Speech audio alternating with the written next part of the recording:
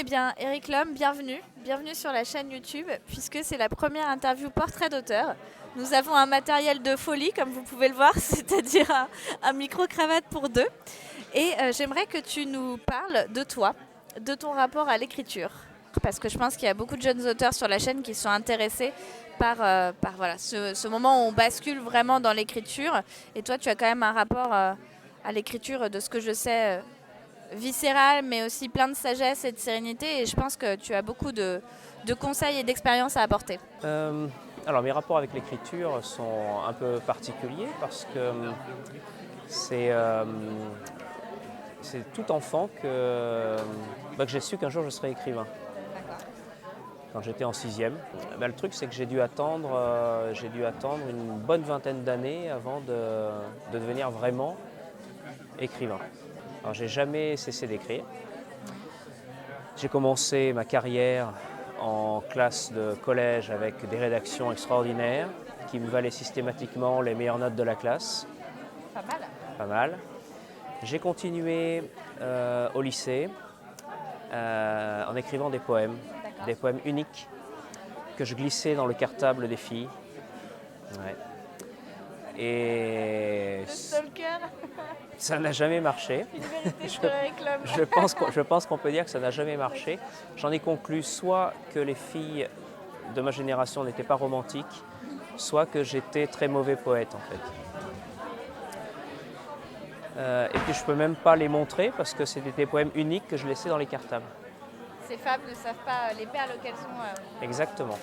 Ensuite, j'ai pas mal bourlingué, pas mal voyagé à travers le monde avec mon sac à dos et avec des carnets. Donc mon rapport avec l'écriture s'est déplacé, passer des rédactions aux poèmes, des poèmes au carnet de voyage. Voilà. Et de retour de mes premiers grands voyages, je me suis dit qu'il était temps de quand même se mettre au boulot et de revenir aux rédactions, mais en plus grand, et donc d'attaquer des romans. Et là, il y a deux rencontres qui ont été très importantes pour moi. Une rencontre de papier et une rencontre humaine. La rencontre de papier, c'est avec Harry Potter.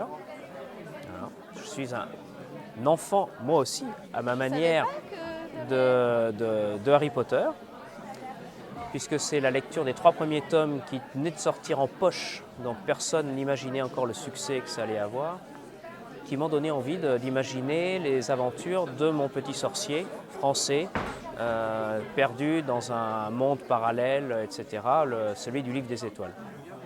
Et puis c'est aussi une rencontre humaine avec un éditeur qui est aussi auteur et qui est un homme extraordinaire, Jean-Philippe Arouvignaud, qui, un petit peu comme ma professeure de 6e qui avait trouvé que j'écrivais des super rédactions, a dit ça c'est un super roman et il faut qu'on le publie. Est-ce que tu peux nous en dire plus sur une rencontre particulière, puisque de ce que je sais, il y a aussi un voyage qui a beaucoup changé ta vie à un moment donné dans ton parcours d'auteur et qui est d'ailleurs un peu lié par sérendipité avec la rencontre de ton éditeur. Peux-tu nous raconter cette histoire-là ? Alors en fait c'est un voyage qui ne s'inscrit pas dans mon parcours d'auteur puisque je ne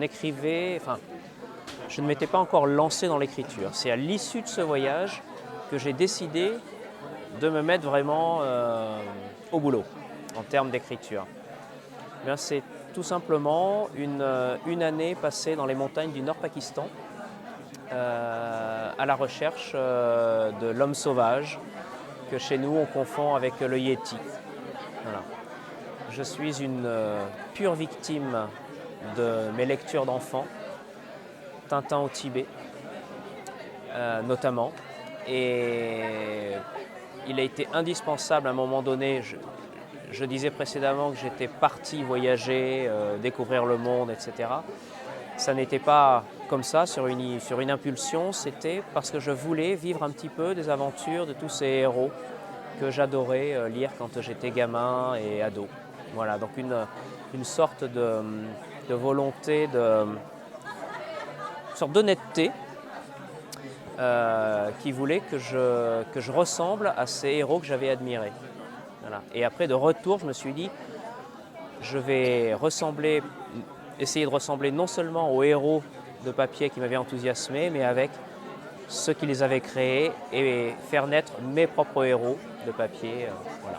Puis j'aimerais explorer un petit peu d'autres genres, d'autres pans de la littérature adulte, littéraire, du théâtre, pourquoi pas, du scénario de bande dessinée, voire même, c'est un créneau qu'ont exploré beaucoup d'auteurs, même si on reste discret là-dessus. La littérature érotique me tente après, j'ai déjà trouvé un pseudonyme.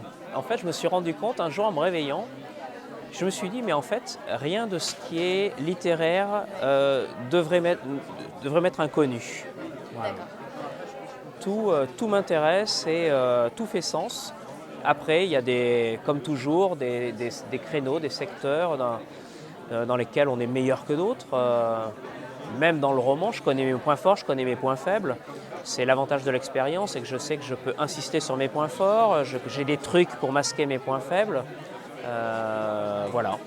Donc là, ça fait 15 ans que tu publies. Qu'est-ce que tu pourrais dire en conclusion de ton point de vue, voilà, sur ton parcours là, au-delà du fait d'aller expérimenter sûrement dans d'autres genres et du fait d'aller vivre, pour des personnes qui veulent se lancer dans l'écriture, quel autre conseil tu pourrais donner? Parce qu'en fait, sur la chaîne, il y a beaucoup de jeunes auteurs, d'apprentis auteurs, voilà, qui cherchent des éditeurs, qui réfléchissent à leur pratique, etc.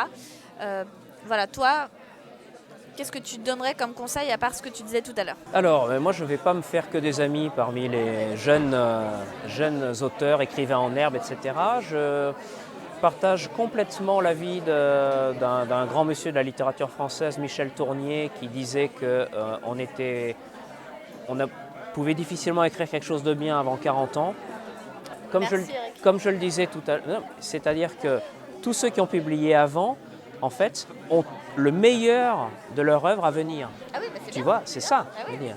C'est-à-dire que, contrairement, enfin, on est un peu l'antithèse, un auteur, un écrivain, c'est l'antithèse du sportif. Tout à fait. À l'âge où le sportif prend sa retraite, nous, on commence à être bon. Et ça fait 15 ans que j'écris, et comme je le disais tout à l'heure, c'est seulement à partir de maintenant, je pense, que je vais commencer à écrire ce que j'ai d'essentiel à dire. Voilà. Donc, ça ne signifie pas qu'il ne faille pas écrire avant 40 ans, mais qu'il faut garder en tête que, que